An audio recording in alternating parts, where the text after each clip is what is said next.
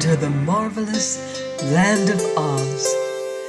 I'm Mardell, reading The Lost Princess of Oz by L. Frank Baum.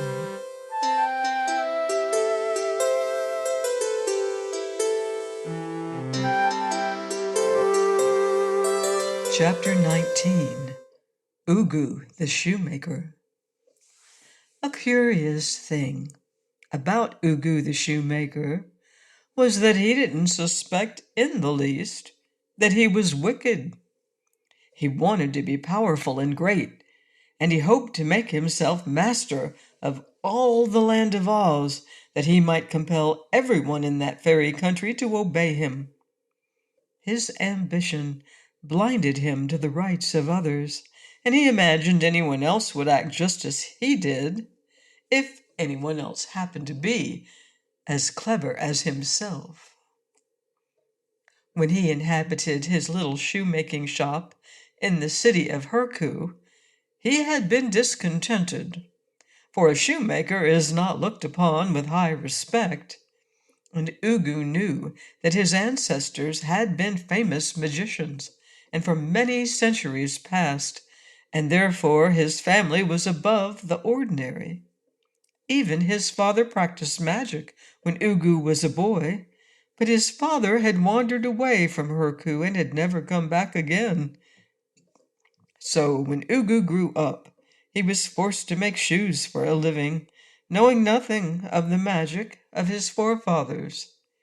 But one day, in searching through the attic of his house, he discovered all the books of magical recipes and many magical instruments which had formerly been in use in his family. From that day he stopped making shoes and began to study magic. Finally, he aspired to become the greatest magician in Oz, and for days and weeks and months he thought on a plan to render all the other sorcerers and wizards, as well as those with fairy powers, helpless to oppose him.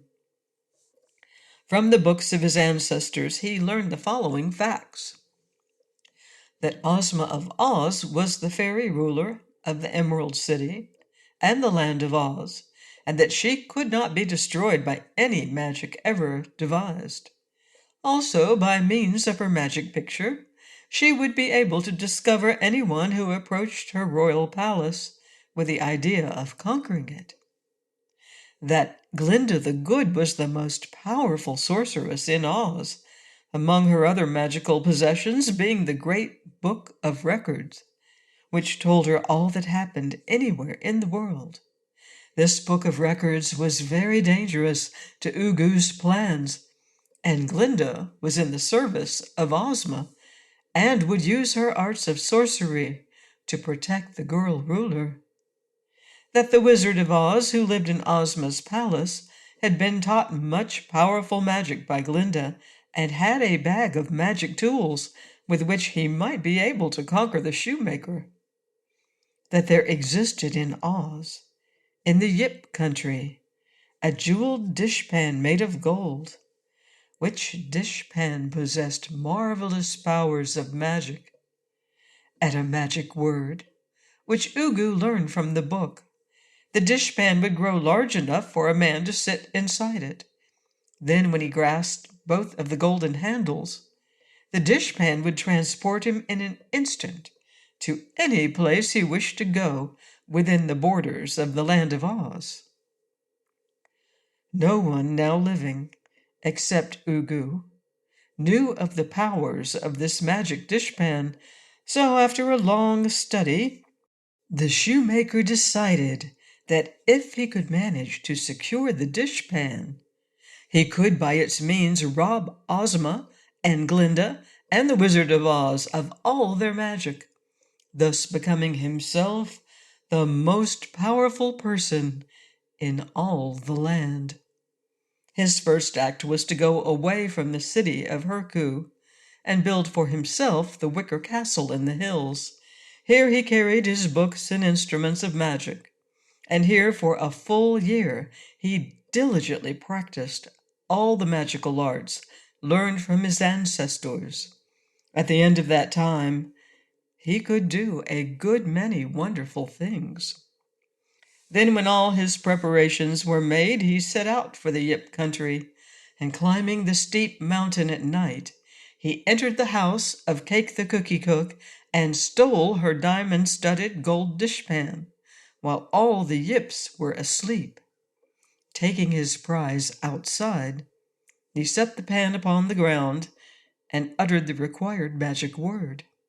Instantly the dishpan grew as large as a big washtub, and Ugu seated himself in it and grasped the two handles.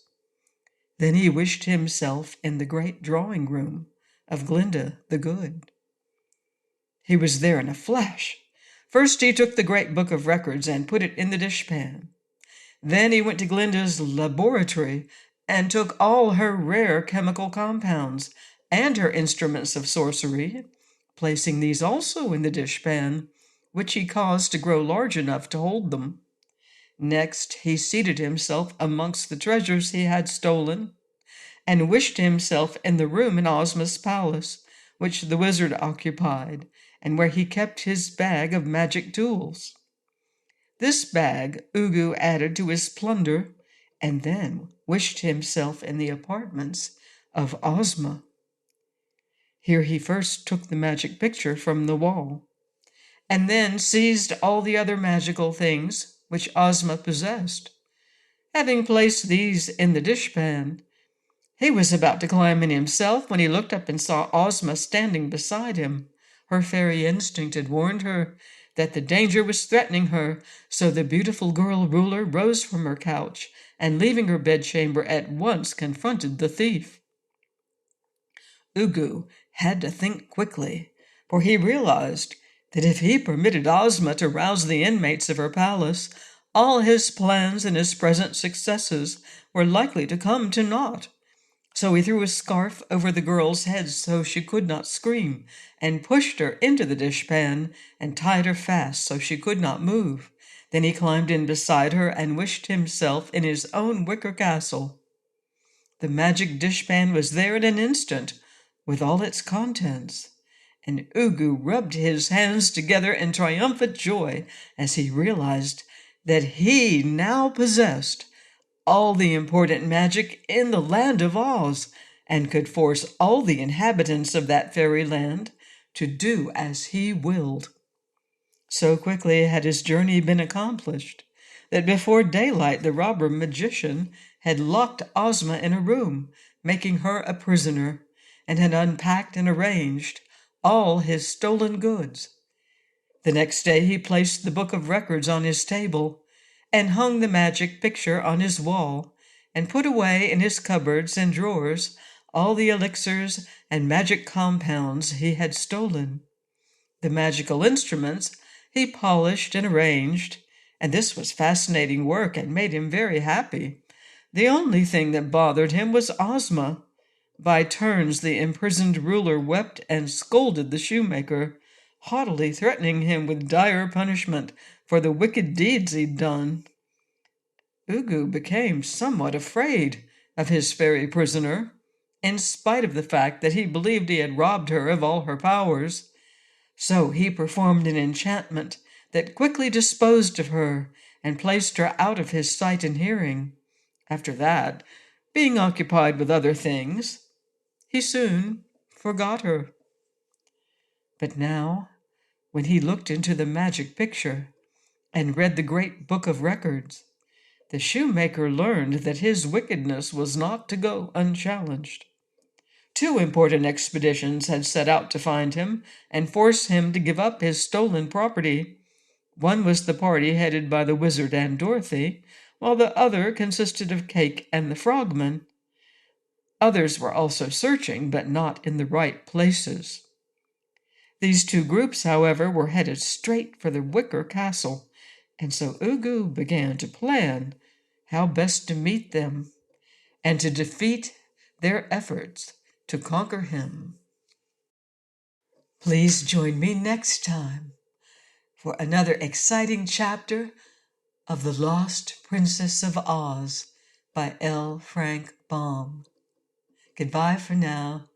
See you in Oz. Thank you.